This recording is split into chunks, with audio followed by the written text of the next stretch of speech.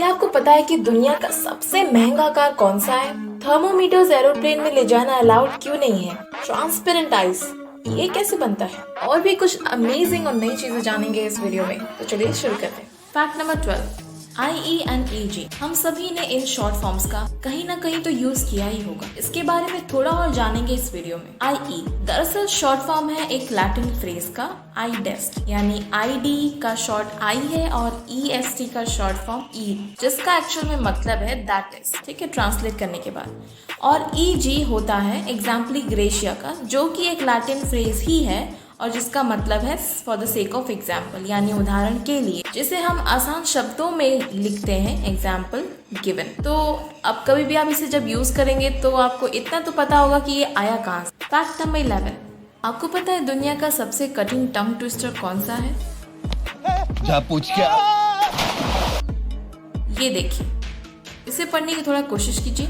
6 shake 6 ship 6। मैं आपको बता दूं कि दुनिया की सबसे कठिन टंग ट्विस्टर इसे माना जा चुका है और इसे गिनीज वर्ल्ड रिकॉर्ड में भी शामिल किया जा चुका है। फैक्ट नंबर 10, पता है अगर आप आस्क यू वर्ड को गूगल पे सर्च करोगे तो आपका गूगल स्लाइटली टिल्ट हो जाएगा।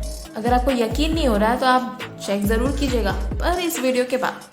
फैक्ट नंबर 9, बुगाटी करके एक कंपनी है और उन्होंने बना डाला है वर्ल्ड्स मोस्ट एक्सपेंसिव कार, जिसका नाम है बुगाटी ला वॉयचर नोरे।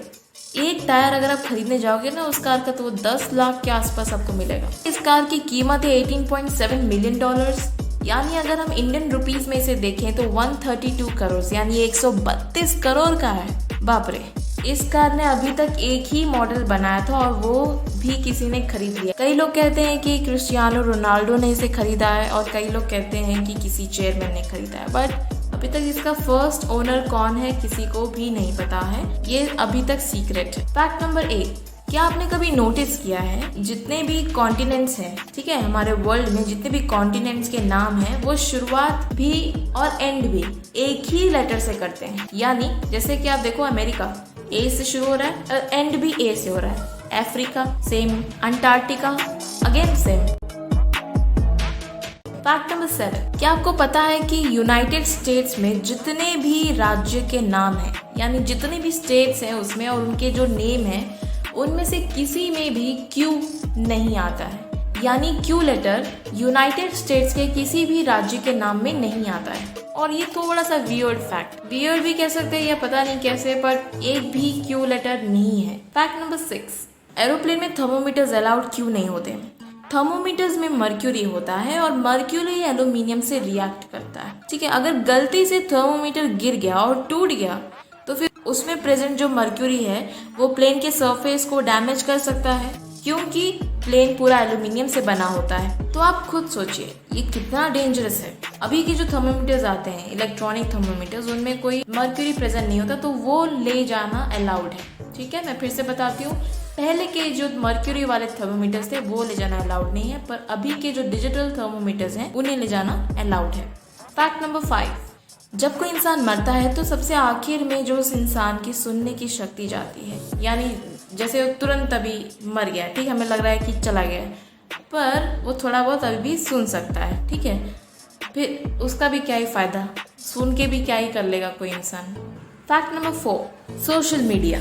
सोशल मीडिया से तो हम सब आज तक कनेक्टेड हैं, वरना मैं भी आपसे कनेक्टेड नहीं हो पाती, करेक्ट। आपको बता दूं कि सोशल मीडिया ऐसा डिजाइन किया गया है कि कोई भी एडिक्ट हो जाता है। उस एडिक्शन को करवाने के लिए सबसे बड़ा फीचर है स्क्रॉल करना, यानी जिसे हम कहते हैं ना स्क्रॉलिंग, ऐसे ऊपर ऊपर आप करते जाते हो, उसे स्क्रॉल करना कहते हैं। और यही सबसे बड़ा रीज़न है कि हम अपने घंटों बिता देते हैं और हमें पता भी नहीं चलता सोशल मीडिया पर। अगर आप ध्यान से देखो तो जितने भी बड़े बड़े सोशल मीडिया प्लेटफॉर्म्स हैं, जैसे कि यूट्यूब, फेसबुक, इंस्टाग्राम, ट्विटर और भी कई, इन सब में ये फीचर है। फैक्ट नंबर 3, क्या आपको पता है कि पीनट्स नट्स नहीं होते हैं? स्टडी के हिसाब से नट्स वो होते हैं जिन्हें सीड्स के आउटर शेल हार्ड होते हैं, यानी बाहरी उनका परत सख्त होता है, पर पीनट्स में ऐसा नहीं होता। पीनट्स के आउटर शेल हार्ड नहीं होते हैं, इसीलिए उन्हें नट्स में शामिल नहीं किया गया है। अब आपके दिमाग में एक और सवाल आ रहा होगा कि पीनट्स अगर नट्स नहीं है तो फिर क्या है? तो मैं आपको बता दूं कि पीनट्स लेग्यूम्स होते हैं। लेग्यूम्स क्या होते हैं? ज़्यादातर वो बिना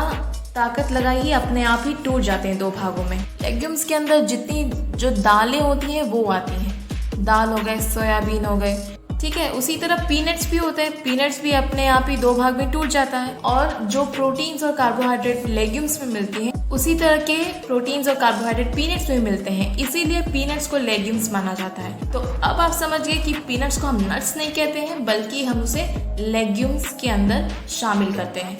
बस उसका नाम पीनट्स है, इसीलिए हम सोचते हैं कि वो नट्स के अंदर आता है, पर ऐसा नहीं है। Fact number 2, ice age movie में आपने इस गिलहरी को तो देखा ही होगा, जो इस तरह के अखरोट जैसे दिखने वाली चीज को हमेशा ही उसे पाने की कोशिश करता है। रियल लाइफ में इसे एक्रोन कहते हैं।